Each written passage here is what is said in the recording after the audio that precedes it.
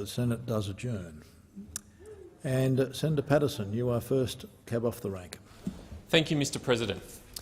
I rise tonight to speak about the critical choice facing the people of Britain on the 23rd of June. They will decide whether to stay or leave the European Union. From where I sit, the choice is clear. Britain would be more prosperous, free and secure outside the European Union. The European Union project may have begun with good intentions, but the reality is that the EU today has strayed very far from those intentions. It has become bloated, undemocratic and hostile to the freedoms that made Britain great. The cost to the British people and their economy is real. Every week, Britain sends £350 million to Brussels. The cost to Britain's economy of just the 100 top EU rules is more than £33 billion each year. The UK has lost control of their borders and their laws. They have no power to control the intake of migrants from within the EU. More than half of the laws and regulations passed each year which govern the lives of UK citizens originate not in their own parliament but in a foreign capital, enacted by people who they had no say in electing. They are subject to and bound to failed and immoral policies like the Common Agricultural Policy, which drives up the cost of food for Europeans and erects barriers to people in the developing world who are only trying to grow food, develop their lives and sell them to the Western world. The main reason for me speaking on this issue tonight is to take the opportunity to address the most common but, in my view, very misguided argument for Britain staying in the EU.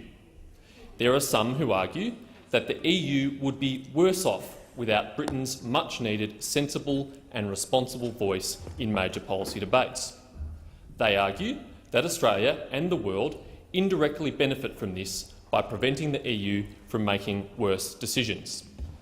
There are four main reasons why this is a very bad argument. If that argument ever had merit, it has long since ceased to be the case. Despite Britain's urgings, the EU has lurched from crisis to crisis and continues to show no signs of willingness to enact sensible reform. The recent failed renegotiation of Britain's own membership of the EU by the Cameron government is further evidence of this. Number two, we are asking our friends and allies in the United Kingdom to bear a very, very high price for an uncertain benefit for us. To ask them to shackle themselves to the European Union, which lurches from crisis to crisis, which is clearly on the way down and hurtling towards possible disintegration, is too great a request to ask of our friends. Number three, it ignores the very real cost to our relationship with Britain caused by their membership of the EU. For example, a free trade agreement between Australia and the United Kingdom cannot be negotiated because the United Kingdom has no freedom to determine its own trade policies. An agreement for the free movement of people between the Commonwealth countries such as Britain, New Zealand, Australia and Canada also cannot be negotiated because Britain has no freedom to determine those policies.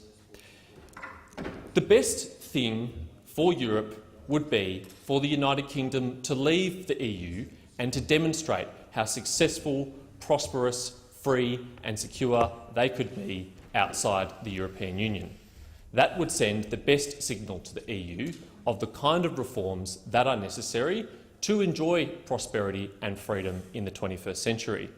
The worst thing for the EU and the UK would be for them to decide to stay within the EU, to suffer the consequences of it and to lose the opportunity to demonstrate to the people of Europe that there is an alternative pathway, that there are better policies. I urge the people of the United Kingdom to consider very carefully their vote on the 23rd of June. It is up to you to decide whether you remain or whether you leave. But rest assured that your friends around the world, including in Australia, would welcome you back into the international community outside the European Union, and you would have a strong, prosperous and stable relationship with us if you chose to do so.